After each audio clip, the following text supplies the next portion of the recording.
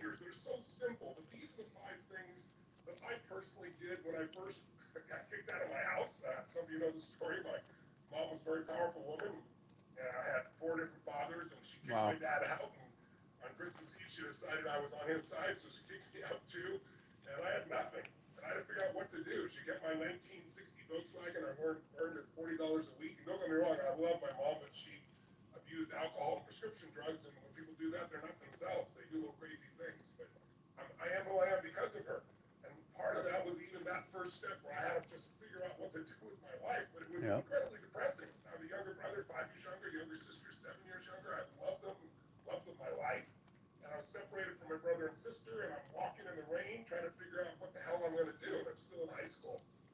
So one of the things that I did is I slept on this mountaintop, and then of course it rained. And so the next day I talked to a friend, a lady friend, not a girlfriend, but a girl who was a friend.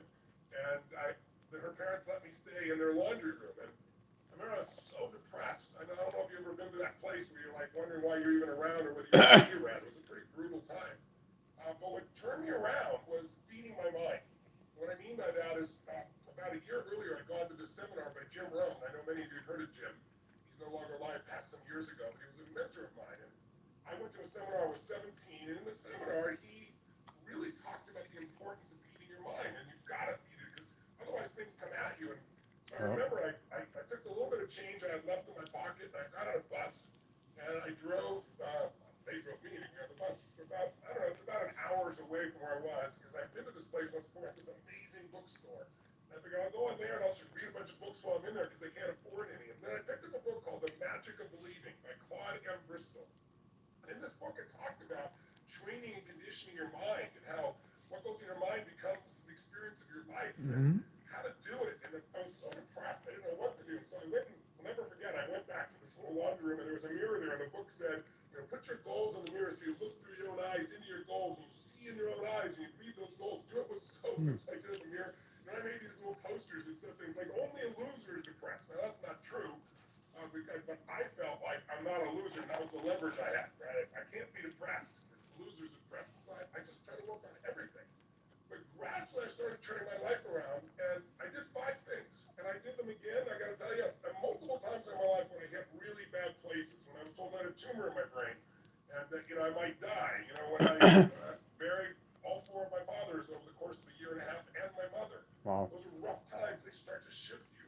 When 2008 happened, and it looked like everything was going under, and I went back and I reapplied it here at the beginning of the pandemic as well. So they're really simple. But first, 5 keys to transform your life. I don't care where you are, how great it is. If you can get to the next level, the first step is stand guard at the door of your mind. And I got that from my teacher, Jim Rohn. I remember he came to me one day and I was really frustrated. I was saying, I'm working so hard and nothing's really working, and I don't understand it. And I was super frustrated. And I remember he came to me and he said, Tony, he said, listen to me. He said, tell me what are you reading? He said, tell me who you're talking to. He said, tell me who you're surrounding yourself with. And I said, well, I'm mostly isolated by myself. And I said, but I'm so frustrated. He said, listen to me. He said, answer this question for me. He said, what happens in the world if, let's say, your worst enemy comes by and drops sugar in your coffee? And I said, well, you have sweet coffee. He said, well, what if your best friend, even by accident, drops 1 drop of strychnine? What if it's your brother, your sister, your mother, your father, somebody you love, accidentally drops 1 drop of strychnine? I said, well, then you'd be dead. Because that's right. So remember, life is both sugar and strychnine, so watch your coffee. And what he really meant was stand guard at the door of your mind. Because today, we live in a world where the media, they're not bad people, they're good people, but they're companies. And they got to take care of their shareholders. And the only way they win is by getting your eyeballs. And the only way they get your eyeballs in a world where there's so much information is to startle you. The news is not designed to educate you, inform you. No. You know that. That's why it says, drinking water may kill you, film at 11. Anything that grabs you. And so we're living in a culture of so much fear. So if you're going to take your life back, you got to take into a limited amount of that media and be able to pursue it, not let it pursue you. Today, most people, in order to get your attention, we all know what they do. It's called clickbait. When you create a headline that'll grab you, it doesn't matter if the content is even real news or not. A lot of times the headline isn't really what the whole story is, but it pulls you in. There's whole groups of people whose entire life is designing algorithms and language to make you stay online more so they can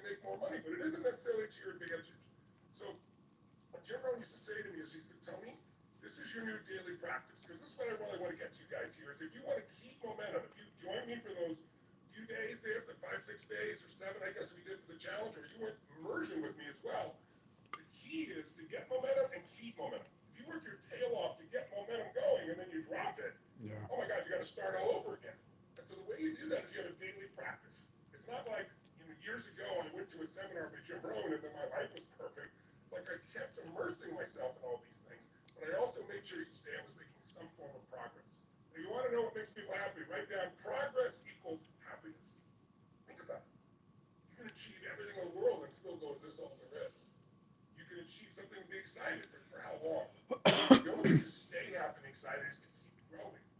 Progress is everything. If you're making progress on your body, progress in your mind, progress in your emotion, you're going to feel happy. When you get there, you feel excited, but again, for how long? A year? No. 6 months? 3 months? 3 weeks? 3 days? 3 hours? Because we're not made to just sit and, be successful. We're made to grow. We're made to, then as we grow, we have something to give. So step 1 is, let's see if you can put a little system standing guard in your mind. And Jim Rohn said to me back then, the number 1 thing you have to do is read 30 minutes a day. So never less than 20 minutes. And I'm not talking about what comes to your phone. I'm not talking about clickbait. I mean a book. I mean something that you pursue. Great ideas are never going to interrupt you. They have to be pursued. And if you don't pursue them, you're going to get what everybody else has, which is all this fear, all this uncertainty, all this stuff that won't work, because everybody's focused on what won't work, what can't happen. Why? Because they're afraid. They're afraid to fail. They're afraid to try and feel like they're not enough. Yeah. So you got to stand guard that mind by feeding your mind. Jim Rohn used to say to me, success leaves clues. If you want things to get better, you got to get better. If you want things to change, you got to change. But you got to do it deliberately and consciously. And he used to say to me constantly, Tony, you've got to constantly find a way to feed that mind, something that's got strategy in it, philosophy, something that's going to improve the quality of your life. And if you really learn it, you can have the people you love with the things you learn. And so I got hooked. And so I decided I'm going to read a book a day. I took a speed reading course. And I didn't read a book a day, but I read 700 books over the period of 7 years, all in the area of philosophy, physiology, emotion, the things to me that mattered most. And what I really try to do is each day try to use something I learned, not just read, not just let my learning lead to knowledge. Jim used to say, if you let your learning lead to knowledge, you become a fool. If you let your learning lead to action, that's when your life changes. So I started being aware of who was saying what I was taking in. Jim used to say, success leaves clues. If someone's successful, they're not lucky. They're doing something different than you. Figure out what they're doing different. Mm-hmm. He said, the first thing is find out what they're reading. He said, I remember he said to me something funny. He said, find out what poor people read and don't read it. And when he said poor, he didn't just mean financially poor. He meant people that were unhappy, people that had no sense of meaning in their life, people that were financially strapped, and they weren't managing to add value to other people that found themselves not taking care of their relationships, their body. Poor isn't just money. Wealth isn't just money. It's emotional, spiritual, everything. He said, so find out what successful people do, what wealthy people read, what happy people read, and read that. Feed your mind. So step number 1 is every single day you got to do something to feed your mind. And if you do that, if you just made that habit, say even 5 days a week, I swear to you it'll change your life. But again, not what comes to you, what you pursue. Something that has real value, a strategy that can change the game for your business or your life, a philosophy that can make you more fulfilled or happy, a way to make a difference for the people you love. That's a daily sought-out practice for me. Started when I was 17, I'm now 61. That's why I have the privilege to be able to work with so many people. But most importantly, I've applied these things to me, so I have the life that I want. I don't have a life that I'm promoting to other people. So that's number 1. What's number 2, real fast? If you really feed your mind every day, feed and strengthen your mind, with a 30-minute practice. And by the way, I started out reading all the time, but then I realized I was in my car all the time in those days. I was like, I'm going to turn this to a university on wheels. And I'm old enough to remember cassette tapes. Probably most of you don't even know what the hell I'm talking about. Not real to real, but those cassette tapes. We didn't have where you could put 10,000 songs in your phone or go to YouTube and have a million different videos you can watch over and over again. And the value for me on that, quite honestly, was that I had to pay for this stuff, so I had to value it and really use it. And when you part with a certain amount of money, and in those days, 6 cassettes, 6 one-hour cassettes, and a couple workbooks was like $300. It was like the standard offer. And I remember I went down to this place called Knight Education, Knight like with a sword, and a shield, K-N-I-G-H-T. And it was this Jewish man, beautiful man named Mario that I became friends with. I was a little 17-year-old kid with my little pot belly, I was And I drove all the way down downtown LA, in those days like an hour and 20-minute drive. And my little old Volkswagen with no reverse, park on the hill so it wouldn't, so I could get out. And I got to be friends with this man, and he had collected, this is how old it was, all these albums of some of the great motivational speakers and psychologists and psychiatrists and business people. And then gradually those things got to actually the cassette tapes. And so he had all these things, and I'd say, like, what's the most valuable thing? He said, well, what do you want to work on? I said, well, my body and my emotions and my mind and my spirit. He's like, you want everything? And he'd say, okay, let's start with this one. And I'd take $300. I was making $40 a week as a janitor. So this is literally the money I'd say, and I'd absorb it, and I'd be like, I can't afford this. And I'd be like, well, I can't afford not to. Because unless I get these answers, I'll still not be able to pay my basic bills. I'll still be struggling. So that was one of the smart things. I invested in myself. And so I'd go down there, and because I invested $300 in 6 tapes, I remember Jerome said, repetition is the mother of skill. Hear something once, and you kind of understand it. Hear it again, you kind of feel, hear it enough. Listen to stuff every day. Until pretty soon, the things I was hearing in my head were these new thoughts from brilliant people instead of the old thoughts that were basically whatever I'd been around before. And it changed my life. It started to shift me because I fed my mind. Number 2, you got to every day feed and strengthen your body. And you got to do something, even in the middle of COVID, if it's still there, even if it's locked down, because if you don't take care of your body, it affects your mind, doesn't it? I mean, think about this. What is it that screws up everybody's life? Fear is the number one thing that keeps people from doing what's necessary. And anger and rage, while it can mobilize us, if it becomes part of your life on a regular basis, it destroys it. So how do you balance that out? Well, fear, anger, they're both physical, aren't they? Think about, what do you feel like if you're really, have you ever been so afraid that your throat got really dry, you feel this feeling in your gut? Like, that's physical. Courage is also physical. Again, courage does not mean you're not afraid. Courage means you're afraid, but you do it anyway, right? It's a way of being in your body. So one of the things that I started doing early on is understanding, and those of you who spent 4 days with me, you know, day and night, because we did it, and it's in your body still, how to change the way you feel instantly by a radical change in your body. And so I really want to recommend you do something at least 5 days a week. First thing when you wake up in the morning, it doesn't have to be an hour workout, even 30 minutes. It can be something as little as 5 or 10 minutes. There is not a day when I wake up, I've shared with some of you this already. First thing I do, I go outside, if I'm lucky enough to be at one of my homes anyway. I have homes in different parts of the world because I've traveled the world and done this. I'm very fortunate, but I have a cold plunge I've installed in everyone, 56 degrees. In my home in Sun Valley, Idaho, I don't have a cold plunge. I don't need it. I walk through the snow in the winter, or in the summer I walk through the grass, and I get in the river. And literally, the river is usually about 39 to 42 degrees, to give you an idea. Every cell in your body is moving. The blood rushes through everything, right? Yep. And I do it for 2 reasons. There's never a day I look forward to doing it. I don't go, oh, I can't wait to go in there. I do it, number one, because it transforms your body. The blood flow, the lymph flow is unbelievable from a health perspective. You just go in for a minute. How about it's like a different world, right? I don't care what Or you can take a freezing shower. It would be the minimum way you could do this. You couldn't do this. But it's about changing your body so radically. And it's also about developing a simple daily discipline. It's like, I don't negotiate with myself. I tell my brain, I don't go, oh, wait, I'm not ready. Or let me count to 10, or maybe I'll do it tomorrow. That pattern of thinking is what destroys most people's lives and their dreams. You can settle for a life like most people have, where you can create your dreams, but to do it, you need to be able to push yourself. So you need to train yourself in little ways. Or it could be just, I gotta start doing cold showers and you're gonna do like 10 minutes of pushing yourself, or a sprint, or a really fast walk, anything. Because when you get your blood pushing, when you push beyond what's comfortable, it develops this determination inside you, this sense of will that you will then use everywhere else. I always say, if you discipline yourself in one area of your life, you're going to be able to do it even more in other areas. You get momentum. Momentum is everything. So if you train your mind, great, but you got to train your body as well in some way. And I don't care, again, if it's 5 or 10 minutes where you really push yourself, or a full-blown workout, it's got to get there, because when you do that regularly, you're going to find yourself having a better mind. The mind and body can't be separated. They're completely connected. You work on both of them, you're going to have a different world. And you're not going to be shut down. And when other people are like, oh, it can't be done, just move. I'll handle it. It's a different way of being, isn't it? Third key. In order to really believe you can turn things around, you need a role model.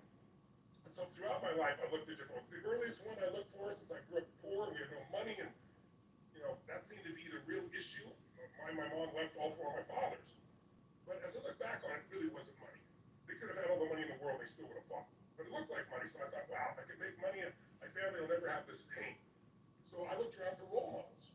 And I grew up in a place where there were no financial role models. Everyone was broke. We didn't have money for food. It's why I provide 100 million meals a year through Feeding America for the last 6 years. By the way, we're up to 700 million meals now. I said we feed 1 billion in 10 years. We're a year ahead. We're going to hit it. But the bottom line is it comes because I had nothing. And I was like, who also started with nothing like me and then turned it around and grew and come some humble beginnings. And I saw, Sir John Templeton. Some of you may have heard of him. Brilliant man. First billionaire investor. Started with nothing. Yeah. And the way he did it is he saved money and he invested during the darkest times. So I saw Sir John as that. And when I was around when COVID happened, I started looking around to see what are people and businesses that haven't given up, even though everything shut down, they found a way to serve their clients. And even though their way wasn't my way, it reminded me and inspired me to say there is a way. That's how I started building the way that we now deliver for so many people virtually around the world. So find a role model and get a plan.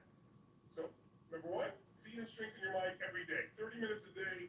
To me now, audio is even better because I can do it while I'm running, I can do it while I'm working out, I can do it while I'm cleaning the house, I can do it in my car. So I use audio, that's why I've used it forever in that area because it just gives you more rhythm. But it's either read or audio, something you pursue.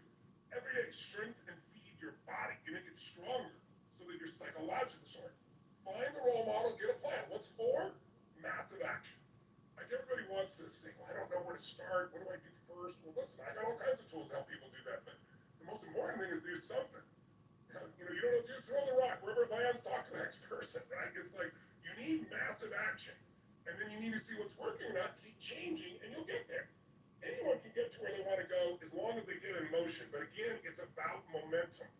And that's the main reason I came to join you. Last one, step 5, real fast. Give more than you expect to receive. If you are constantly trying to take care of people, give to people. If you're worst time of your life, you can give to people. I promise you, everything will change. I won't tell you the whole story, bore you with it right now, because I want to do this real quick for you, but one of the most difficult times of my life when I was completely broke, not even enough gas in my car, trying to figure out how to survive, not able to pay my rent. And I won't bore you with the story, but I had an experience where I took the last $19 I had and I gave it to somebody who else that needed it. And afterwards, I was euphoric. It made no sense, but it was the first time in my life when people say, I got to get beyond scarcity. You never get beyond scarcity. You got to start beyond scarcity. You got to declare. You got to take the last seeds you got and plant them. And I remember, the next day I got a check for $1,200, which in those days I could have survived on for almost a month from somebody that owed it to me and not paid me for 2 years. The very next day after I gave every dime I had no idea I was even going to eat. It was the right moment, it was the right situation, and I did what was right. So find someone who's worse off than you are in the middle of COVID, do something for them, and I promise you, you'll remember how great your life is, and you'll feel fulfilled because it's not about us, you know what I mean? It's not about me, it's about we. And the more you can get connected, either people you love or even strangers, and do things, not for brownie points, just because it's right. Somehow inside your own soul, your own spirit, you remember that problems are not permanent. Only your soul's permanent. And you remember that I'm made for more than just solving a stupid little problem. It lifts the human spirit. So those 5 keys, I really encourage you to consider as you're dealing with COVID or coming out of it here to maximize. Very good rules to live by for sure. Thanks, Tony. Call a nutritious snack made with wholesome Cracker Barrel cheese and